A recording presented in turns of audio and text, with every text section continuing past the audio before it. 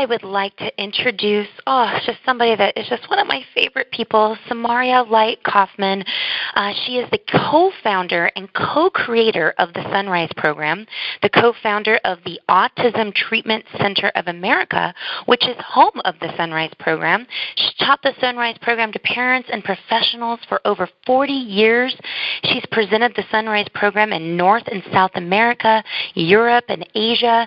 She co-authored the screenplay for Sonrise, A Miracle of Love, which aired on NBC TV with her husband, Barry Neil Kaufman. Some people really call him Bears, from his best-selling book, Sonrise, The Miracle Continues. She's also the co-founder and co-creator of the Option Institute International Learning and Training Center in Sheffield, Massachusetts, which is home of the Option Process Dialogue. So, my goodness, you have like a wealth of knowledge and experience. I think we just took up the whole hour, like listing all the stuff, all this great stuff you've done, Samahria. Well, thank you very much. I mean, if you live 3/4 of a century, hopefully you do something useful.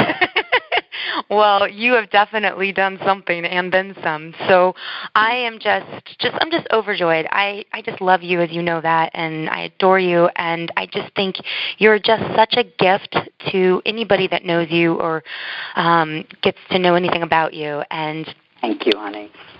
And for those I can't imagine who doesn't know about you already, but for those listeners that might not know, all this amazing work you've done, can you maybe give them a little background of why you're so passionate, about the autism community? Yeah. Okay. Just a really fast, but I think it was completely meaningful process that Bears, my husband, and I went through, which was that we wanted to engage in learning how we, just personally, ourselves, could be happier people, could be more comfortable, could be not at the mercy of everybody else's anger, judgments, etc. And so we worked in a process that had to do with changing our beliefs. And lo and behold, after we did years of this on each of ourselves individually, and could then come together at that point lovingly, because before then we each had our own issues and everybody out there who's married knows what I'm talking about. Everybody comes to a marriage or any relationship with their own individual issues, which actually has nothing to do with the other person, although it looks like it does. It looks like it does because they're there to press your buttons. I love it. Anyway, we worked like crazy to climb a mountain for ourselves, and we really did transform ourselves in many ways, which we have not stopped since doing. And then about a few years after we started that process, we had our third child of the 6 children that we have. We had the third child, and we were gifted with this unique person, this child on the autism spectrum, which at that time nobody in the world had heard of, the diagnosis of autism. We had never heard of it. I mean, now it's an epidemic. Everybody knows somebody who has a child on the autism spectrum, and maybe they don't realize how blessed they are, but I do. So because we felt so different in ourselves, and because we went through a process of discovering what beliefs we held that were holding us back from feeling good about ourselves or feeling judgmental of others, when Ron, our son, was born, we didn't, and when we then found out maybe a year and a half to 2 years later that he was considered irreversibly autistic with an under 30 IQ and, unchangeable and all of that, we just felt like, okay, this is what we see in him is called. And we then, got together and really went about trying to find out about what is this thing called autism, and is anybody in the world doing anything about it or with these children? What we found was what existed was, in our opinion and in our views, not something we wanted for our child, because we didn't really think that it would be useful to go against him because he was doing behaviors that nobody understood, that he must be doing these behaviors to take care of himself. And we didn't know how it took care of him or what it was actually doing, but we had to know and felt that it had to be useful. So because we didn't judge it, I began my own process of being with my son Ron, and I began, I know you're going to think this is crazy, but I spent 12 hours a day, 7 days a week for years until we got other people involved and taught other people to do this. But just working with him and learning about what is he doing. Why does he seem to be doing that? What's really behind it? Who's behind it? And through a lot of experimentation and openness, we discovered that I'll say myself, when I saw and I tried the behaviors that he did myself, I rocked, I spun things, and I did it intensely as he did, I realized through that what was alluring about these activities. Because initially I would say, well, how could he do this continually 24/7 except when he sleeps? I mean, this has to be boring. But when I did it and I just let myself really get into it and do it fully, I realized there was something magnetic and appealing and useful, actually, in doing these behaviors, like over and over and over again. What was useful was it created, I guess, what people would call what they experience when they meditate, but it felt like that kind of thing. It felt such a sense of peace and comfort within me. And the first time I tried it and I looked up at Ron, there he was for the first time in his little life, looking at me and smiling in the way that actually I feel like only these kids can smile and touch you so deeply, with that allowing themselves to be in that place, that sweet, amazing, connecting place, which, of course, at that time was rare as can be. In fact, I had never seen it before, okay? But I knew this was a key. So it was things like that that led to all the work and all the time that was spent working with Ron for 3.5 years, and he came out of being autistic and is now, I mean, you would never in a million years know his background. He travels the world and does seminars and trainings and teaching of people and lecturing to people to help them help their children on the spectrum, not only from his own experience, but from what we have since called the Sonrise program. That's SON-RISE program. And it's at the Autism Treatment Center of America in Massachusetts. And we have people that come from all over the world to learn this process for themselves and to help their children, of course, as their main objective, but in learning to help your child. That's what I'm here to talk about. When we really want to help our child, we must help ourselves first. And what that means is, well, in other words, if we're sitting and we're judging what our child is doing and we're thinking it's terrible and bad, we can't be creative. We can't even allow ourselves to try to connect with that child, because we're often in another world of pain and discomfort, trying to just take care of ourselves and make ourselves okay even for the moment.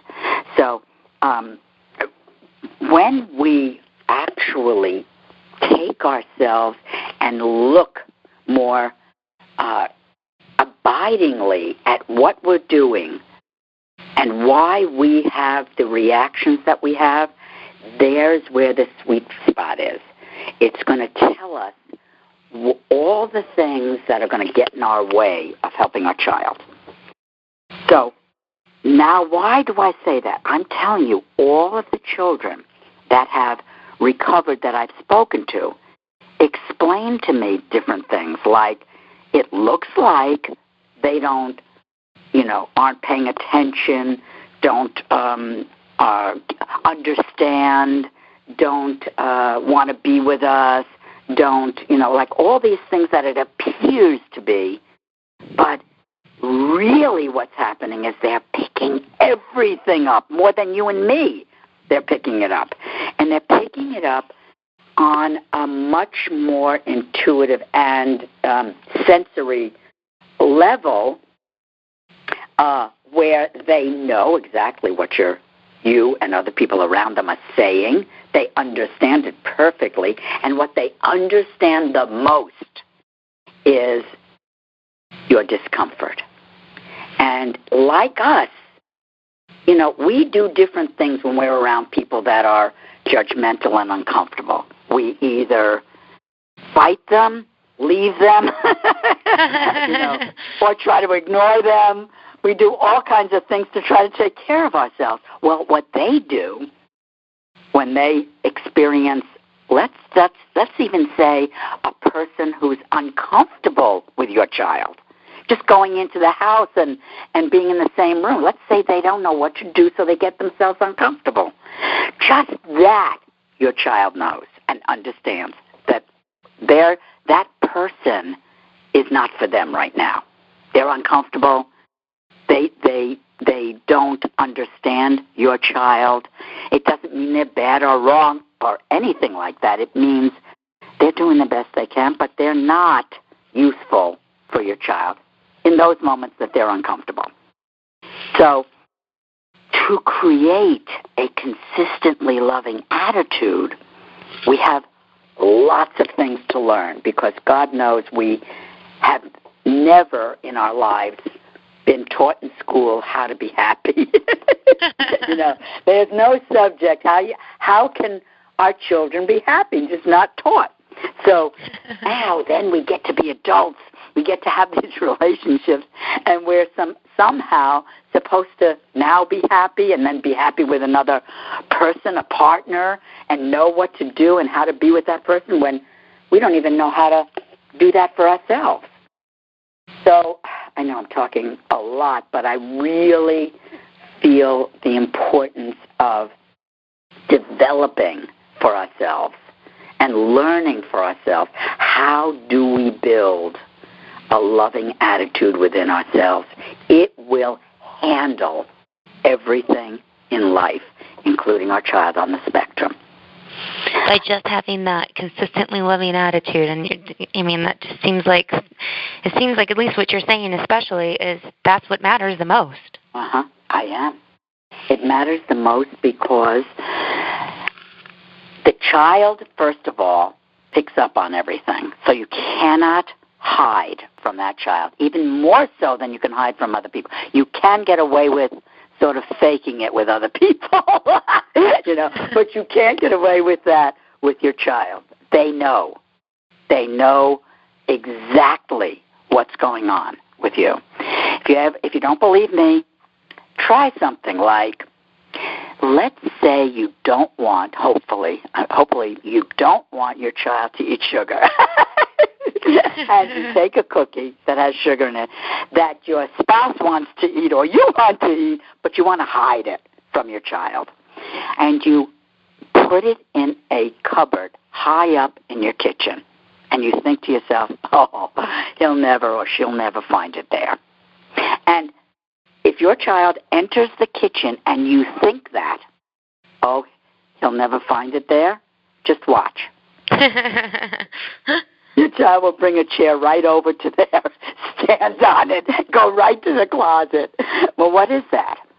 What is that? There's so much more going on in one's child than one knows, than one would suspect, because we're so busy looking at the signs we know versus the signs that would really be on another level of that child. And if we knew how to do that, and we knew, like, that's the work of what we do at the Autism Treatment Center of America. We just adore the children no matter what, and we adore the parents because we know so deeply what you want, and we also know how to help you, and help you help your child. So I want to talk about, when I say it matters, the more we create an environment in ourselves where we're not self-judgmental, which is huge. I mean, there is nobody I talk to who isn't judging themselves for something or some things hugely. And if you're a female, God help you. The first judge is your body. Oh, my goodness. And how, judgmental women can be of their mothering. Yeah. I should be doing this. I'm not enough of that. I got annoyed today. I got angry today. I shouldn't do that. That's like the list is huge, because somehow we've made up we're supposed to be perfect, and we're not in the ways that we think we should be. And that doesn't mean we can't be moving in that direction. That's why we're still alive, to keep moving in that direction of growing more and more to love ourselves more and more, because the more you love yourself, the more you will create an environment of love. The more your child will, want to look at you, because they know you're happy and they want you to be happy. They want that above all. That's what they want. And I just watch these kids come to the Institute, the Option Institute and the Sonrise program. They walk in, and literally, I can tell you right off the bat, so can our staff, what children have been in ABA and what children have not. The ABA children, almost all of them, are so self-protective. They're no about everything in some form. I don't even mean they necessarily say no. But, I'm not going to look at you. I'm not going to pay attention to you. I'm not going to do what you want. I'm going to poop on the floor, especially because I know, you don't want me to. All these different things. And literally in 2 days, we see the children relaxing and willing to do things with us and engage with an activity and look us right in the eye and laugh and just really connect, because they're not going to be pushed to do something they don't want to do that other people decide is best for them. These children really know what's best for them. Believe me. After over 40 years of this, I have been watching these children like with a magnifying glass all that time. They are amazing. They have so much to teach us. So it matters when you're happy, and it matters when you're unhappy. And I don't mean you cause anything in that child at all. So there's nothing for any parent out there to be or feel guilty about. I mean this sincerely. And why I say that is because guilt is so useless, and it's an attempt. make ourselves feel guilty in an attempt to change ourselves, to be better, whatever we think is better. But it doesn't make us better. It makes us more deeply hurting. And guilt takes us down, just as, grief does, and any kind of self-judgment. It really is not useful. So that's what we teach at our institute, is how do you fall in love with yourself so that you're not doing the undermining beliefs that are just going to keep taking you down and not helping you see how amazing you are, how amazing your child is, and how much you actually do know, that you actually are enough.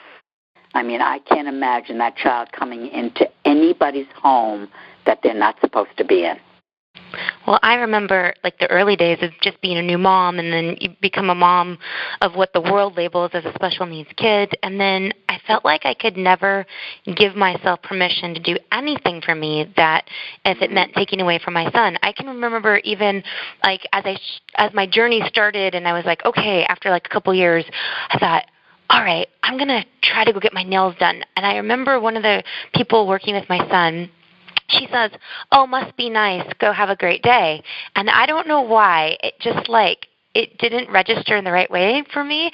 And so I felt really guilty, oh, I'm not supposed to be doing this. And so then what I did was I started to kind of sneak. And I would say I had a doctor's appointment, but really I had a nail appointment. And then I would get the same exact color on my nails every single time, so nobody knew that I got my nails done, or they wouldn't remember.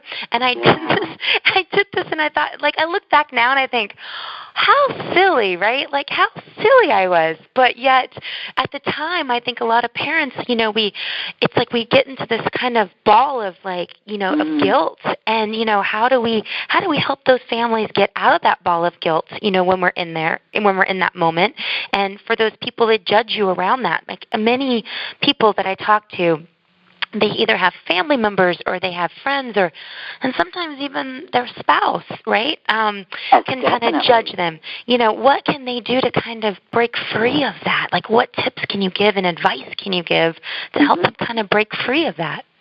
Okay, number one, I want everybody out there to do an experiment.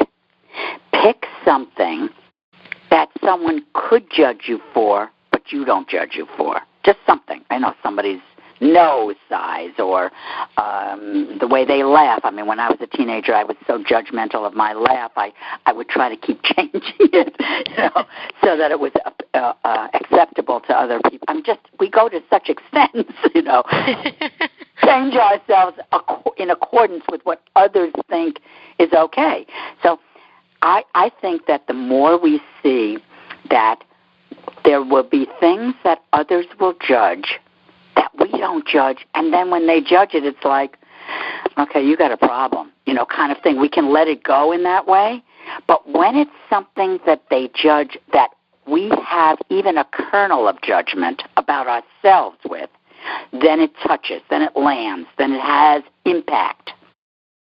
Because it's not because they said it.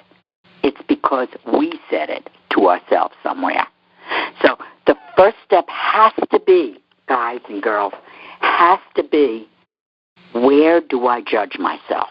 So let's say you want space to go and exercise. You want space to, go for a walk, read. I want you to know that whatever space you want is actually going to help your child.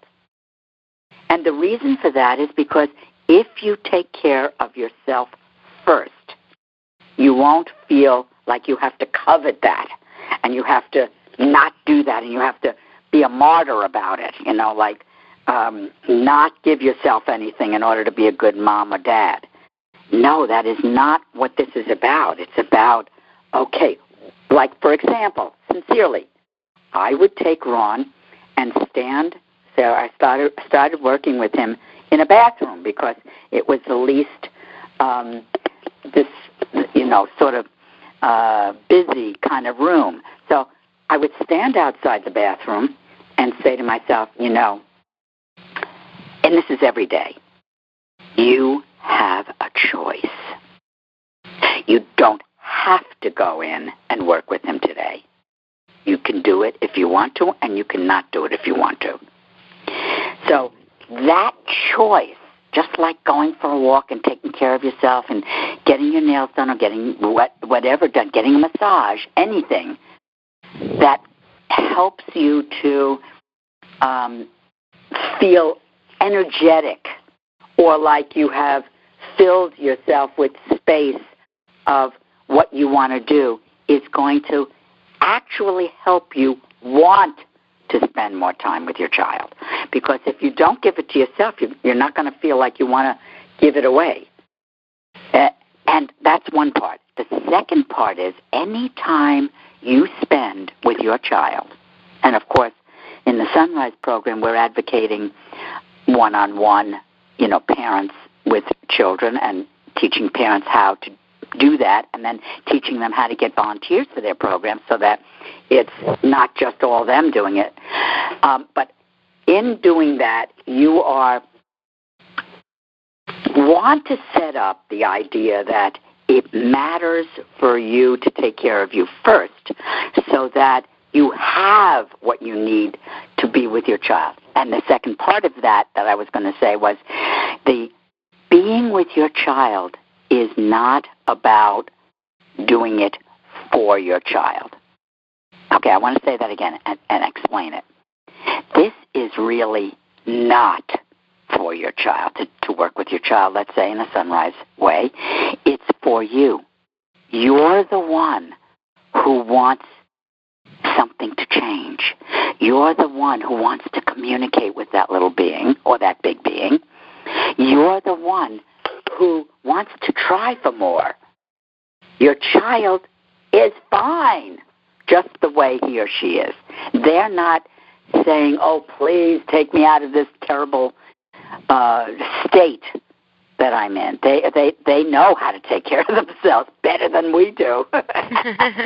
So I really want to take that blame and guilt and grief and discomfort off the parents. You cannot cause this. You are not bad, and it's time for you to let go and just be there when you want to be there and help your child, because you're the one that wants to see if you can make a difference. Now, in the end, and this is very important, no matter how much time and what you do, it's still the result is going to be in your child's hands, not yours.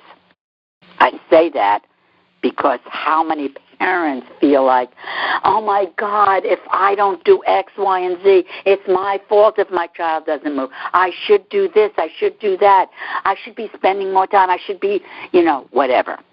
And I have seen the gamut of variables, and there's no accounting for it. Would I suggest that parents try to figure out how to have a home program and work one-on-one with their child themselves and gathering others to do that versus have a child in school? Absolutely. I would go for that with my last breath. But at the same time, the pain of whatever you're doing, the discomfort of I should, and I'm not good enough, and I'm not a person that has a lot of that kind of energy, doesn't matter. It doesn't matter. It means you just go in with what you want and love that child exactly how he or she is. And literally, in the first day, you might see a difference. We get letters constantly about how fast children react and move and change and look. I mean, I'm remembering when you came to the house Kristen. And it was so amazing when you came down the stairs, and we were all in the living room, and you came down, and, we were taking turns working. I'm sorry, what's your son's name again? Jackson. Jackson, right. And Jackson was coming down the stairs with you, and he looked into the living room with this pile of people. And he started to ism, and we all got up and ismed with him. I remember that. That was funny. And that was awesome. He was so amazing. He was smiling from ear to ear and doing things, but looking straight at everybody and really enjoying how they were joining him.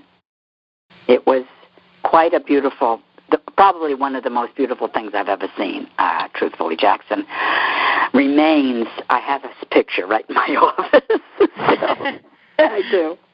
And so what I'm saying is, get off your own back and slowly, in your own way and in your own time, start to learn about your happiness and unhappiness. And what do I mean by that? First step in helping yourself to be happier, right? To try to create the default place as the happy place, the trusting place, the place that you know you're okay, is to notice.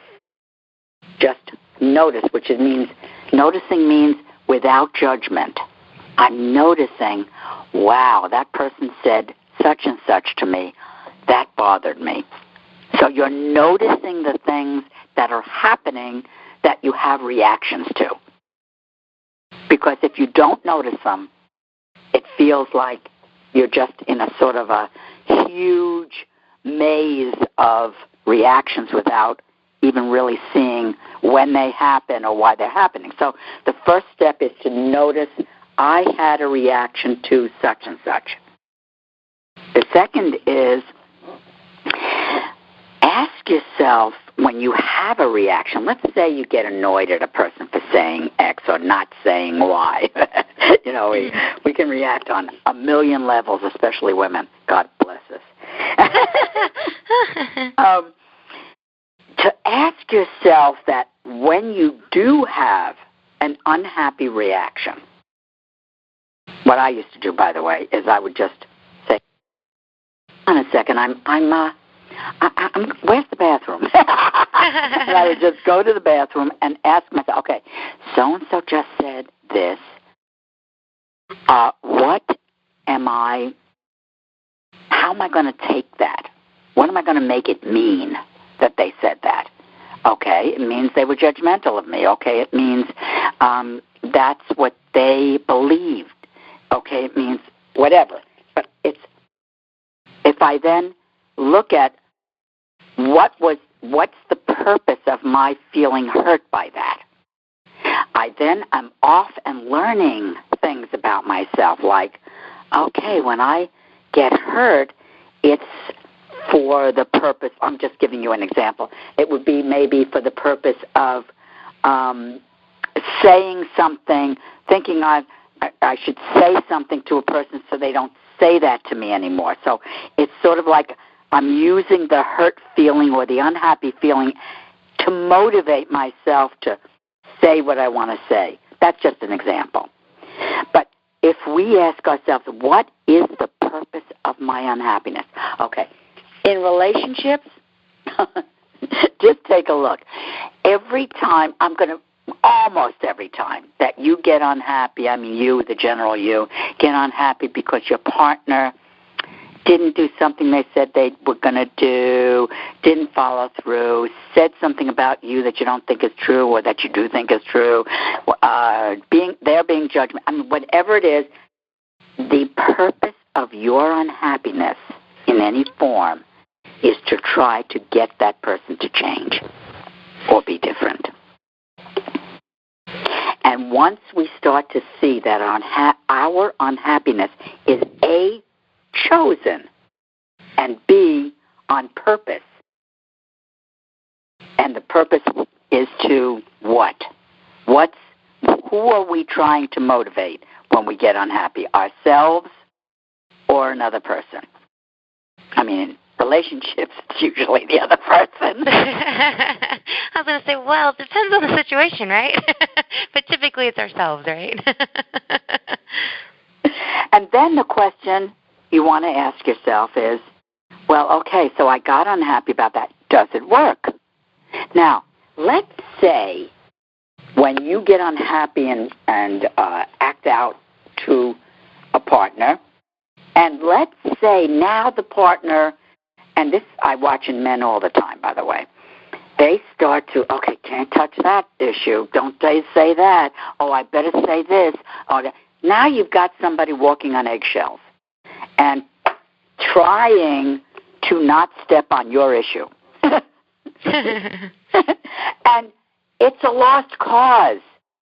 It's a complete lost cause because let's say they don't do that anymore. It doesn't mean they don't want to do it anymore. It means they're afraid of your reaction, and they're trying to mitigate that reaction and stop it and get it before it's a full-blown attack or whatever.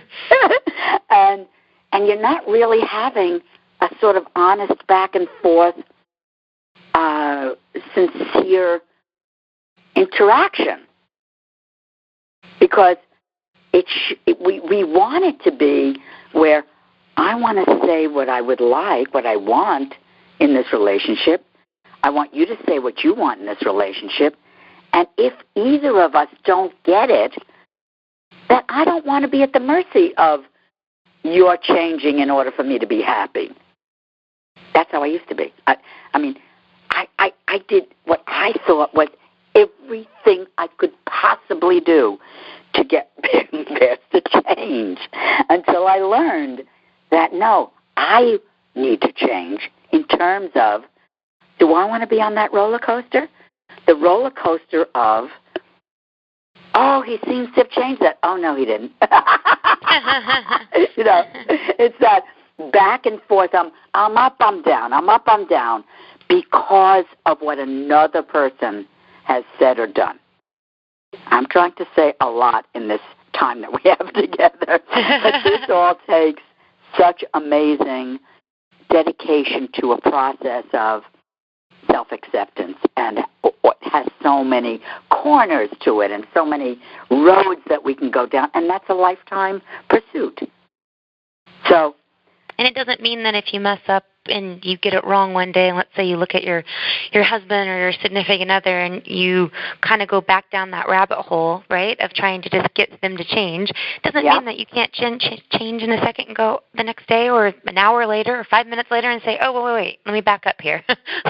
Let me take a step back and let me look at myself, because I've done that a couple times in mid-fight, In mid-fight, I'll be like trying to get my way with whomever it is, and I'll be like totally wanting to win, and then I realize that I'm not going to win because I'm setting myself for losing no matter what, And but I think a lot of people will say, well, no, that person has to change too. I can't just change by myself. And one thing I've learned from you and all the different courses I've taken, at the Option Institute is you can't wait around for everybody else to change. You got to take ownership for that. Like if you wait around, nothing's going to change. And it's interesting how so many people believe that, though. They believe that nothing can get better unless everybody else changes. And I know. Oh, and that's the key to everything. I mean, it's not. It doesn't matter whether you have a child, that's different. It doesn't matter whether you have a partner that tries to give you everything you want. I mean, it has no relation actually to what the other is or what the situation is. It has to do with what am I doing with whatever situation is coming to my doorstep. What am I doing with that? And, I mean, really, if you're a victim like I was, any of you out there, I felt so sorry for myself. I felt like I tried so hard. And I'm sure there's lots of people listening right now going, yep, that's what I do. actually the one basic thing you hit on it with the right words. Taking personal responsibility for whether you feel happy or unhappy is the key. Now, let's say you're in a relationship with somebody who wants to blame. They want to blame versus take responsibility for what they're deciding.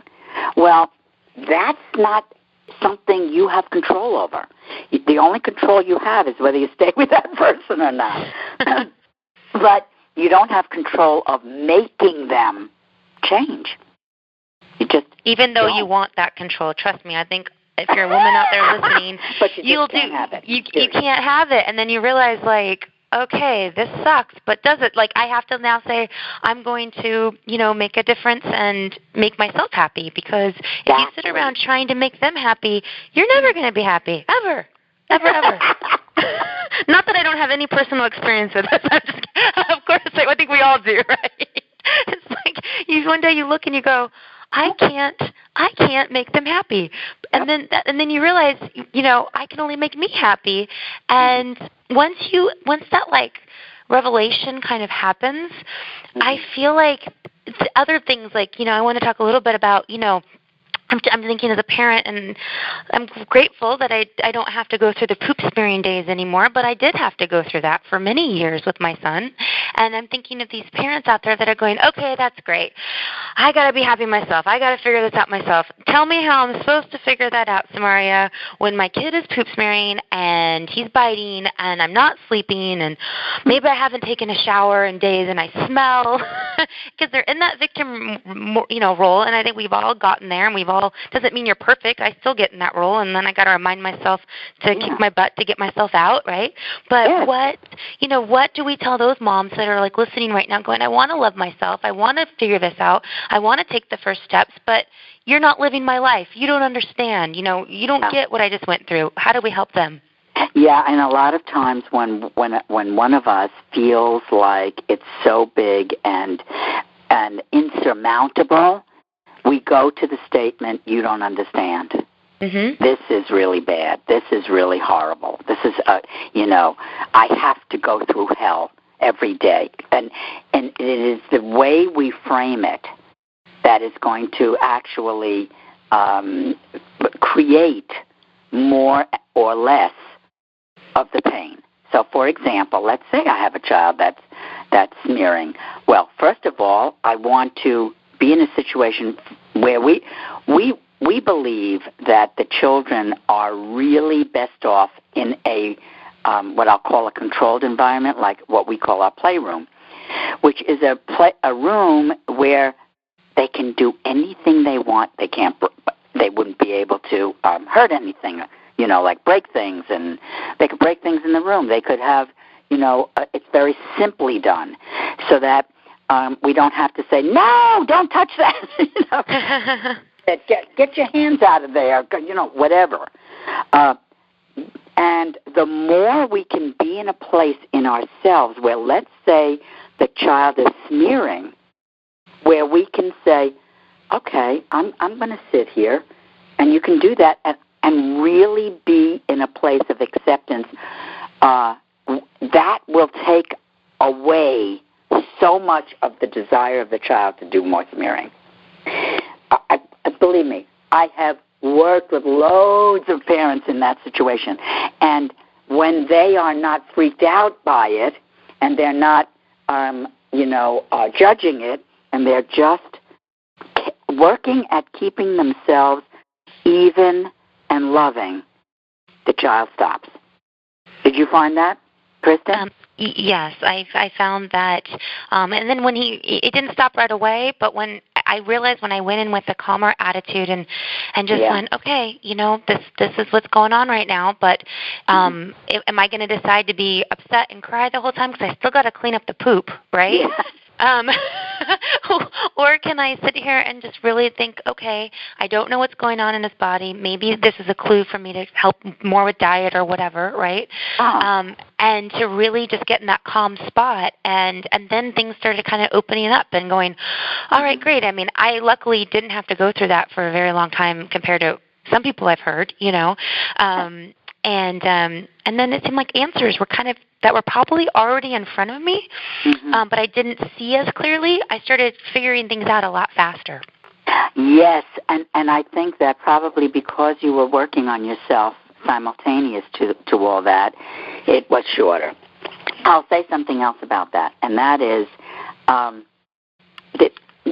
that you may not think this, I mean, you and the general public out there, but we see it all the time. Explaining things to a child, like I'm explaining to you, I mean literally that intricate and that involved in terms of speech. If you explain, like for example, when we have the children that don't sleep or do things that we want them, to keep out of their mouth or things like that, we will just explain to them, oh, I know you're probably needing something to bite on, so let's look around for something that you can bite that's going to feel good, but that won't break when you bite it in your mouth, and then it can be dangerous and blah, blah. Like we explain the whole thing. And it is just like magic. Like magic when you explain things to the children and you're comfortable. And you're not saying, don't do that. You're saying, if you do that, here's what can happen. And I don't think you really want that for yourself, and that kind of thing. They understand. I don't care if they look like they don't hear a thing you're saying. They're hearing. They're getting it. And it's been really effective. So these are different things that will help anybody out there, no matter what their situation is, to deal. And it has to do with prioritizing your own happiness, your own way of thinking, your own process of learning to accept yourself non-judgmentally and going, like wanting that process for yourself. I mean, in every situation that's challenging, you are always better off when you're comfortable.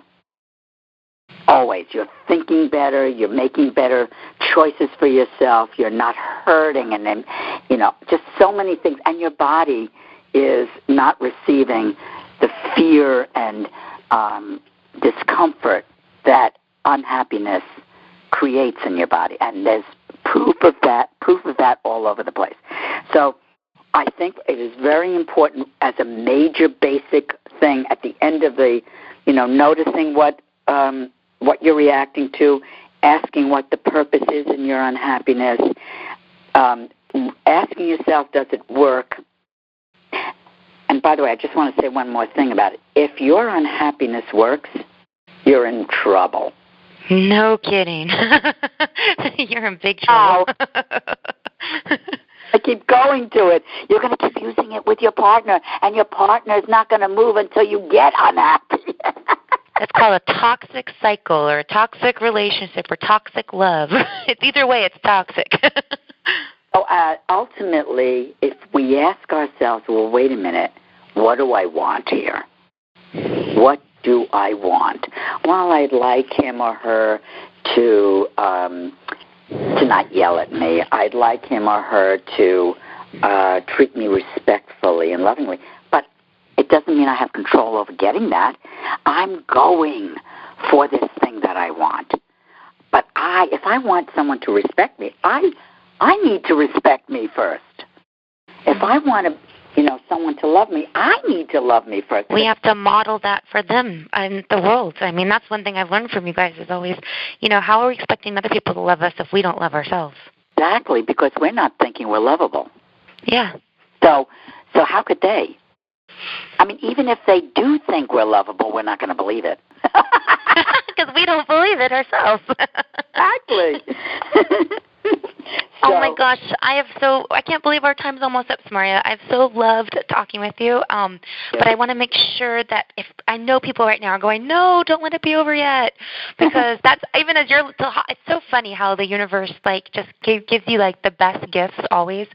You're talking and it's just reminding me to love myself more and take care of myself and to kind of things happen even before earlier today, that I struggled with a little bit, and it's I feel great now. I'm sure the people listening are thinking, oh wow, I can do this. And if but what about those that go, I want more, and I think we always need more. Where can they find out more about your work and to go even deeper into this?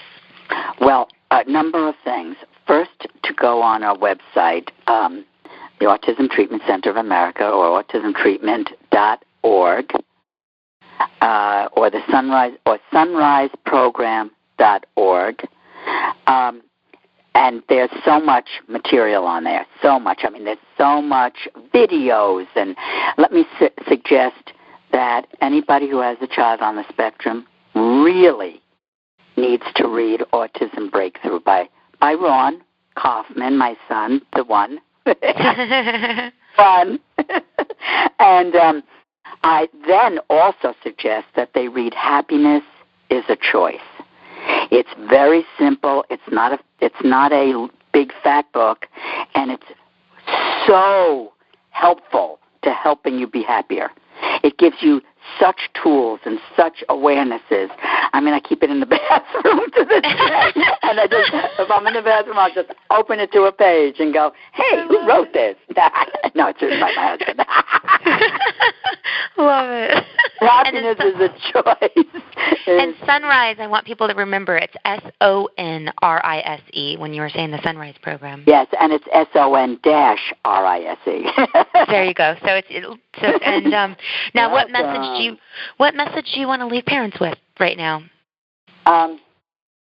Well, we have a program called Exceptional Woman that I started, and I did it for the following reason. Because of everything we were talking about today, women are so taught not to be first on the list of who you take care of. And at the very base of everything in the program, Exceptional Woman, is learning how to put you first without being selfish or uncaring or unloving, but actually seeing putting you first as the most loving act you could do for everybody around you if you did that. I think that could be very helpful. And I took that program. That's a wonderful, wonderful program. It was very, very, very good. Well, thank you for inviting me to speak on this show, honey. I've had so much fun talking with you. And for those listening again, go to autismtreatment.org to get more information. We'll have that listed in the Hope Workbook as well, so you guys will be able to grab that. And thank you so much, Samahria, for everything you're doing and for making the world a better place. Oh, that's not in my hands, though. I can just move my mouth, and then everybody else will decide whether they're going to jump in or not for themselves. I am there for you all out there. Give us a call, and we would love to be there for you, really. Thanks, sweetheart. Kristen. Thanks, and thanks those for listening. Mm-hmm.